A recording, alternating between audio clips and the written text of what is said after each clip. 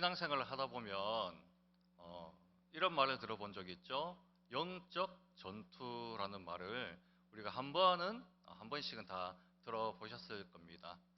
왜냐하면 우리 교회를 정의하기를 이 땅에 있는 교회를 지상교회, 가시적 교회, 또 그리고 또 하나 일컫는 그런 말이 전투적 교회라고 신학적으로 그렇게 말하거든요. 그러니까 전투적 교회라는 뭐냐?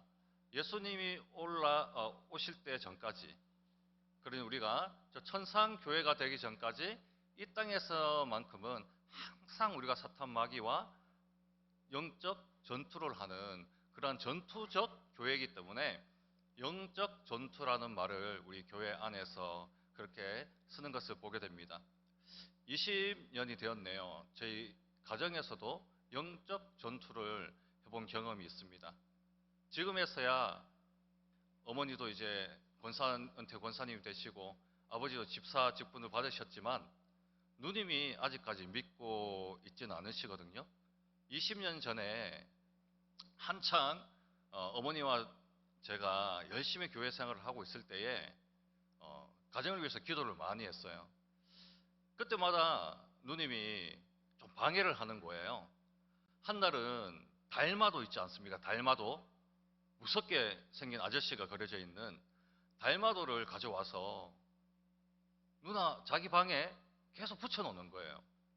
그래서 8시마다 제가 매일매일 저녁 기도를 하러 갔었는데 백수였기 때문에 갔습니다. 백수였어서 선교단체 다니면서 간사 생활하면서 그냥 무일푼에 백수여서 시간이 남아서 8시 저녁 기도를 계속 했었는데 그때마다 기도를 했어요. 기도를 하니까 언제부턴가 자꾸 달마도가 떨어진다는 거예요. 예. 기도하고 나면 달마도가 떨어져 있고 누님이 또 붙이면 제가 기도하고 기도하고 나면 달마도가 떨어져 있고 누님이 계속 붙였어요. 달마도가 떨어지길래. 그래서 계속 붙였대요. 결국엔 버렸대요. 계속 떨어지니까. 그래서 하나님이 기도를 들어주신 게 아닌가. 이것도 영적 전투에서 승리한 게 아닌가. 그런 생각이 들고 아버지께서 이제 제사를 지낼 때 정약용 선생님의 제사법을 가지고 제사를 지내셨어요. 그러니까 다른 이웃집, 옆집에서는 30분이면 끝날 제사를 우리는 2시간씩 지내고 있는 거예요. 옆에서는 고수톱치고 윷노래하는 소리가 들리는데 우리는 아직까지 잔 돌리고 있는 거예요. 왜? 아버지께서 정약용 선생님의 그 제사법대로 책을 꺼내놓고 제사를 드리시니까.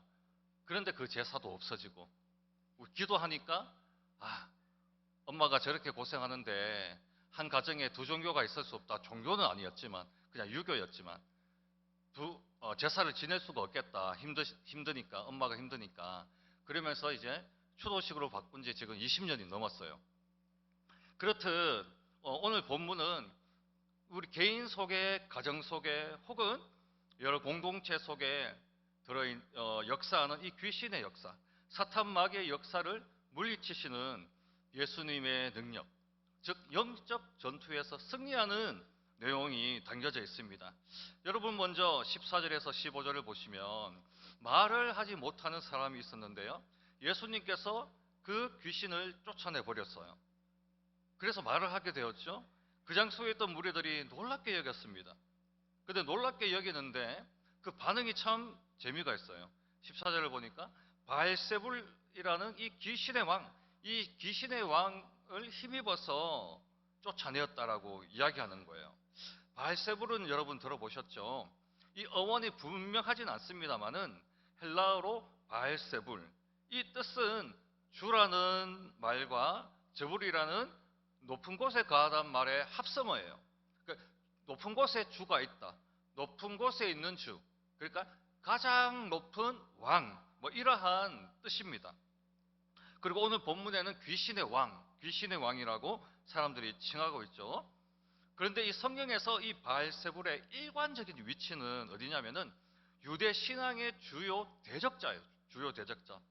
유대 신앙을 방해하는 주요 대적자. 가나안 땅에서 모세가 출애굽시켜서 인도한 그 가나안 땅에 들어갔어도 바알세불, 바알과 아세라산 뭡니까? 이 가나안 종교에 북이스라엘 남유다가 망하지 않습니까? 그만큼 이 바알세불은, 이 바알이라는 것은 이스라엘과 적대적 위치에 항상 있었던 그러한 사탄 마귀의 대표적인 그러한 우상이에요. 그런데 지금 예수님과 함께 있는 자들은 누구지요? 바로 유대인들입니다. 근데 유대인들이 바알세불을 이야기하고 있네요. 예수님께서 기적을 행하셨으면 하나님께서 그렇게 하셨구나라고 믿으면 되는데 믿기 싫으니까 어떤 말을 하고 있나요? 바알세불의 힘으로 예수가 귀신을 쫓아냈다라고 예수님의 기적을 순수하게 인정하지 않는 거예요. 왜곡한다라는 거죠. 그리고 이제 16절을 보면 약간 믿긴 믿지만 이제 회의주의자 정도가 되겠죠. 유대교의 회의를 느끼고 이제 예수님을 한번 믿어볼까 말까 이렇게 이제 양다리를 걸치고 있는 자들은 예수님께 시험을 합니다. 더 큰 표적으로 우리를 믿게 해달라고, 하나님이 하신 일이라고 믿게 해달라고 더 큰 표적을 구하면서 예수님을 시험하죠. 어떻게 보면 예수님을 시험하는 것은 더 큰 표적을 구해서 더 좋은 믿음의 연장선이라 볼 수도 있겠지만, 그러나 양자 모두 예수님은 좋게 보지 않으세요. 모두 부정적인 자들로서 그렇게 표현하십니다. 예수님께서 행하시는 치유의 이 역사를 왜곡하는 이러한 자들, 이러한 무리들은 보편적으로 당시 유행하던 바알세불을 거론하면서 예수님의 그 진리, 기적을 왜곡했고, 이 사람들은 믿지 못함에 있어서 이 회의주의자들은 예수님의 그 기적을 믿지 못함으로써 더 큰 기적을 구하는 그러한 예수님을 시험하는 자들이 되었습니다. 그 모두가 불신앙에서 기인하는 마음들이에요. 불신앙.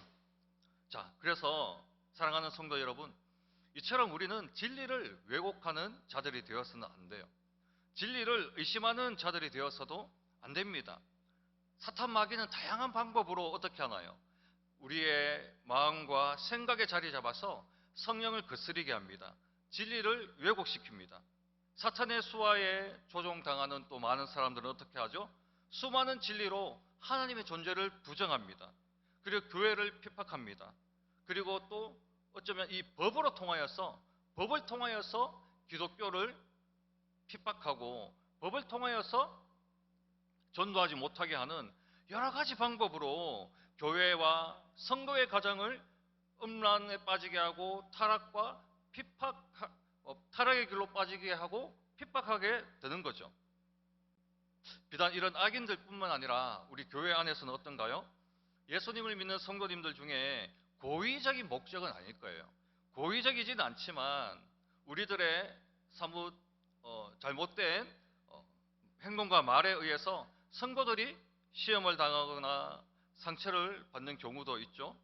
혹은 자신의 아집과 고집으로 교회가 갈 방향이 있는데 목회자나 중직자들이 열심히 헌신함에도 불구하고 그 방향을 가로막는 경우, 성령을 회방하는 그러한 경우도 가끔씩 있다라는 겁니다. 그래서 우리는 스스로 내가 진리를 바르게 받아들이고 있나, 진리의 말씀 그대로 받아들이고 있나, 그러한 생각과 그러한 믿음과 신앙으로 우리는 스스로 교회 안에서 조심해야 된다는 거죠. 자, 계속 이어서 16절을 보시면은 더러 예수님을 시험하여 하늘로 오는 표적을 구하는 자들도 있었습니다. 이들은 예수님의 치유 사건에 만족하지 못했던 자들이고 더 큰 표적을 구했던 자들입니다. 이들은요, 자신에게 있는 복, 자신에게 주어진 마땅한 복에 만족하지 못하고 더 큰 기적, 더 큰 표적을 구해서 더 큰 표적을 주시면 내가 믿겠습니다 라고 그렇게 예수님을 시험하고 있는 거죠. 총신대학의 서철영 교수님의 성령신학이라는 책을 제가 정말 감동 깊게 읽었습니다. 이 저서에서는 이 성령님은, 하나님은 인간의 주도성으로 주도되지 않는다라는 거예요. 하나님 우리 아들 우리 딸 좋은 대학에 보내달라고 간청하면 우리가 주도하는 거잖아요. 예수님 그렇게 해주세요. 하나님 그렇게 해주세요. 우리가 주도하면 하나님께서 그렇게 될 거라고 생각하고 기도하잖아요. 그렇게 해주실 거라고. 그런데 이 책에서는 그렇게 되지 않는다고 해요. 하나님, 우리 인간의 주도성으로 성령을 주도할 수 없다. 하나님을 주도할 수 없다라는 거예요. 하나님은 창조주이시고 우리는 피조물이기 때문에, 즉 우리의 의지대로, 우리의 끈질긴 노력으로 기도의 분량이 쌓이면 하나님께서 허락하여 주시겠지.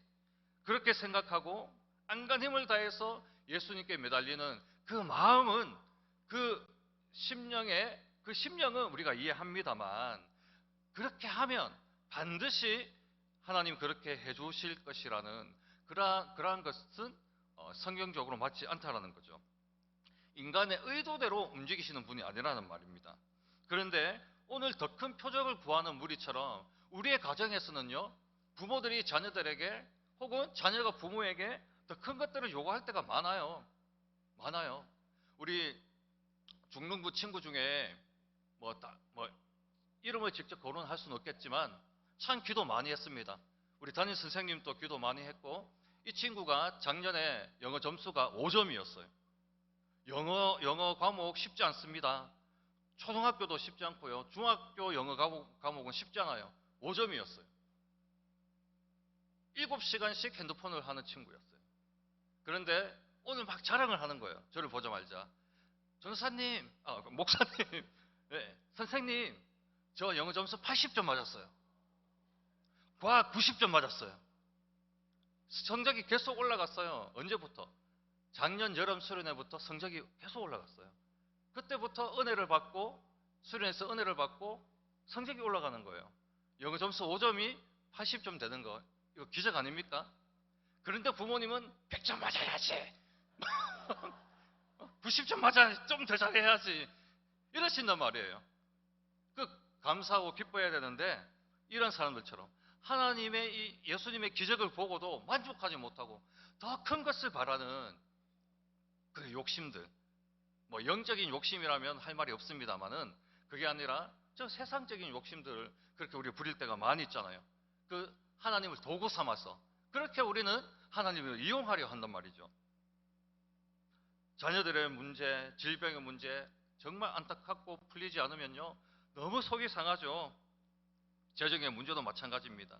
개인의 많은 염원과 바램들, 이런 것들 초자연적인 기적으로 이루어지길 기도합니다. 그러나 성도님들의 우리 애타는 기도 제목과 소원이 성취되는 것도 중요하지만, 자칫 잘못하면 그러한 기도는 이방인들이 자기 자신들의 우상들에게 기도하는 그 일종의 종교 양식과 전혀 다를 것이 없다라는 겁니다. 그래서 우리는 오히려 하나님의 음성을 듣기를 간구해야 된다는 거죠. 암에 걸렸습니까? 불치병에 걸렸습니까? 그 불치병을 낫게 해달라는 기도도 중요하죠. 그러나 더 중요한 기도는 무엇이겠습니까? 내가 불치병에 걸렸더라도, 내가 암에 걸렸더라도 나의 신앙만큼은 오염되지 않게 하여 주옵소서. 나의 신앙만큼은 암에 걸리지 않게 도와주옵소서. 나의 신앙과 믿음만큼은 불치병 걸리지 않게 해 주십시오. 그래서 이 암과 불치병이 나의 목숨을 노리더라도 하나님을 향한 믿음과 신앙만큼은 변하지 않게 해주세요라는 그런 기도가 돼야 되지 않겠습니까? 그런데 우리는 암 낫게 해주세요, 불치병 낫게 해주세요, 그러한 목적적인 기도에 그친다는 거죠. 그래서 우리는 하나님의 음성을 듣고 하나님의 명령을 듣고 또 행할 수 있는 힘을 달라고 기도하는 것이 더 바람직한 기도라는 것입니다. 이어서 17절과 18절을 보시면 예수님께서 가르치시길, 예수님의 능력이 사탄의 역사라면, 만일 예수님이 그 말 못하는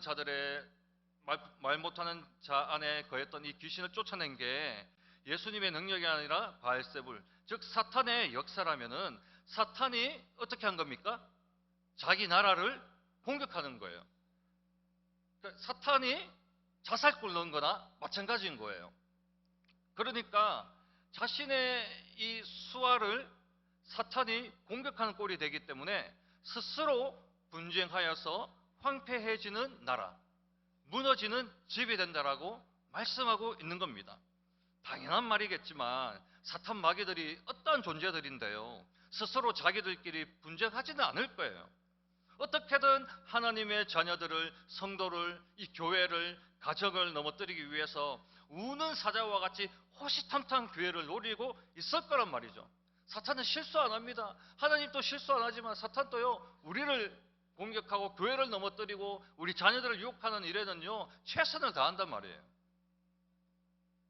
그러나 20절에 그 반대로 예수께서 하나님의 역사 가운데 귀신을 쫓아냈다라고 믿는 그러한 자들이 있다라면 곧 하나님의 나라가 이미 그 가운데 임하였다, 하나님의 통치가 임하였다, 하나님의 심판이 그 가운데 임하였다라고 20절에 예수님께서 말씀하고 있는 거예요. 그러니 이 본문에 있는 자들에게는 두 가지의 선택지밖에 없어요. 양자택일의 기로에 있는 거예요. 사탄을 믿을 것인가, 하나님을 믿을 것인가. 예수께서 말 못하게 하는 이 귀신을 쫓아내는 이 기적이 하나님의 역사인가, 사탄의 역사인가, 둘 중에 하나란 말이에요. 둘 중에. 그렇다면 우리는 이 두 가지의 선택지에서 어떠한 가정으로 우리는 구신점을 삼고 살아가고 있습니까? 누가는 21절과 22절 말씀을 통해 성도의 가정이 누구를 더 의지해야 될지 분명히 말해줍니다. 21절을 보시면 강한 자는 사탄을 가리키죠. 이 강한 자들이 이 여러 가정에 들어가서 그 가정이 마치 이 세상에서 성공하고 이 세상에서 안정감을 누리고 영원히 살 것처럼 이 사탄 마귀가 속이고 있는 거예요. 가정한 일을 일삼고 있는 거죠. 그런데 이 세상을 살아가는 동안 그 자신의 집을 잘 지키는 것 같지만 22절을 보시면 더 강한 자가 옵니다. 더 강한 자는 누굽니까? 예수님이시죠. 그 더 강한 자가 와서 사탄 마귀를 굴복시킬 때가 온다라는 거죠. 그럴 때에 사탄의 수하에 있는 모든 인생들이 어떻게 됩니까? 심판을 받게 된다라고 분명히 예고하고 있습니다. 다시 말해 우리 가정 안에 그 아무리 세상에 좋은 것으로 가득하더라도요, 언젠가 예수님이 이 땅에 다시 오실 때에 우리가 자랑하던 이 세상적인 자랑은 싸움에서 이긴 자들이 그 재물을 나누듯이, 그 재물을 나눠버리듯이 이 세상 자랑은 절대로 성도의 가정을 지키는 파수꾼이 되지 못한다라는 말입니다. 그래서 24절과 26절에 7 귀신 비유가 나오죠. 이 떠나갔던 이 귀신들이 예전에 들어갔던 그 사람의 심령 속에 가보니까 예수님이 없는 거예요. 신앙이 없는 거예요. 깨끗하게 청소되어 있는 거 보고 야, 여기는 7명이 들어갈 수 있겠다 해서 자기 동료 6을 더 불러서 7 귀신이 그 사람 집에 들어가잖아요. 그 사람 참 억울해요. 그죠? 사탄 마귀가 떠났음에도 불구하고 예수님을 찾지 않아서 어떻게 됩니까? 오히려 7 귀신이 들어서 그 나중이 더 피폐해지는 그러한 비유잖아요. 마치 7 귀신의 비유처럼 우리 가정이 성령으로 가득 차지 않고 진리로 가득 차지 않으면 늘 사탄 마귀의 유혹 속에 세상 풍조에 이리 갔다 저리 갔다 돛대 없는 배와 같이 움직일 수밖에 없다라는 겁니다. 우리 가정 안에 이 구심점이 뭐가 돼야 되겠습니까? 바로 하나님을 믿는 믿음이냐 신앙이냐, 아니냐 이 세상의 자랑이냐, 우리는 선택해야 된다는 겁니다. 그래서 하나님의 믿음과 신앙이 구심점이 되는 그러한 가정은 늘 하나님께 복을 받는 가정이 될 것이고, 이 세상의 자랑과 이 세상의 욕심을 따라가는 그러한 가정은 늘 고민과 고난과 결핍으로 살아가는 가정이 될 수밖에 없는 거예요. 바알세불로 진리를 왜곡하는 자들, 예수님의 기적을 보았음에도 더 큰 기적을 바라는 거, 이거 결핍 아닌가요? 1억이 있으면 10억을 원하고 10억이 있으면 100억을 원하는 그러한 결핍을 겪는 그런 가정이 될 수 있단 말이죠. 사랑하는 인동교회 성도 여러분, 말씀을 맺으면서 왕은요, 그 백성을 통치하는 개념도 있죠. 분명히 왕은 그 백성을 다스립니다. 그런데 왕의 개념 중에 중요한 기능이 있어요. 그건 뭐냐면 자신의 소유된 그 백성들을 보호하고 그 백성들을 먹여 살려야 하는 의무와 책임도 가지고 있다는 겁니다. 왕은 그래요. 가르칠 때는 힘들죠. 하나님의 말씀을 듣고 행할 때는 힘듭니다. 왜? 예수님의 그 통치를 받아야 되니까. 통치를 받는다라는 것은 죄인들이 순순하게 받아들이는 그러한 마음가짐이 아니에요.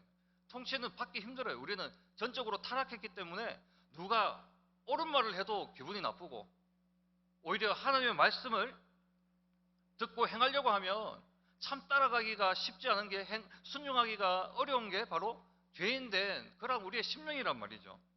그런데 그럼에도 불구하고 예수 그리스도의 그 통치를 받고 있는 이 가정은 하나님께서, 예수님께서 보호하고 먹여 살린다라는 겁니다. 그래서 우리 가정에 재정적인 문제가 있어, 우리 가정에 이러한 저러한 어려움이 있어, 우리 가정에 작고 큰 문제들이 있어. 이 작고 큰 문제들은 절대로 우리 가정을 무너뜨릴 수가 없어요. 절대로 이 우리 가정 안에 있는 문제들은 우리 가정을 무너뜨릴 수 없습니다. 왜냐? 예수님이 통치하시고 예수님이 우리의 가정을 보호하고 또 먹여 살리시기 때문에 절대로 무너질 수 없는 거죠. 그러한 구심점, 이 구심점이 믿음과 신앙이 되어야 되는데, 우리 가정은 이 세상적인 자랑에 빠져서 잘못된 길로 가는 가정들이 많다라는 겁니다. 그렇기에 인원교회 모든 성도님들의 가정 안에 예수 그리스도를 다시 왕으로 모시는 그런 은혜 있었으면 좋겠습니다. 예수께서 그 가정의 보좌에 떡하니 앉으셔서 통치하고 보호하실 때 그 가정은 어떠한 사탄의 공격에도 안전할 것입니다. 그 어떤 난곡불락의 요새보다 견고할 것입니다. 가정의 달 5월의 마지막 주를 이제 시작합니다. 여러분, 인문교회 모든 성도님들 가정 안에 다시 한번 성령의 충만함으로 가득 차기를 소망합니다. 그래서 이 세상 사탄 마귀의 모든 유혹에도 능히 이겨내고 승리하시는 귀한 인문교회 성도님들과 가정 다, 그리고 자녀들 다 될 수 있길 간절히 바랍니다. 기도하겠습니다. 하나님 감사합니다. 우리는 늘 이 세상의 자랑과 유혹에 넘어갈 수밖에 없는 연약한 성도들입니다. 그러나 늘 우리를 붙들어 주시고 연약한 우리들을 위해서 탄식함으로 늘 중보해 주시는 예수님, 성령님을 믿습니다. 우리의 가정 안에 작고 큰 여러 문제들이나 어려움들이 있습니다. 세상적인 방법으로 노력해도 해결해 보려고 해도 되지 않는 문제들이 있습니다. 그 문제들을 안고 발버둥 치기도 합니다. 그러나 예수님이 함께 하시는 가정은 결코 이러한 문제들로 무너지지 않음을 고백합니다. 더욱 예수님을 붙들고 기도할 때 사탄 마귀보다 더 강하신 예수님께서 우리의 가정을 다시 회복시키시고 더욱 견고하게 하실 것을 기대합니다. 항상 하나님을 경외하는 지혜와 믿음으로 늘 복된 길로 인도하시는 주님의 길을 따라 걸어가는 귀한 우리들의 가정 될 수 있도록 축복하여 주옵소서. 예수님의 이름으로 기도합니다. 아멘.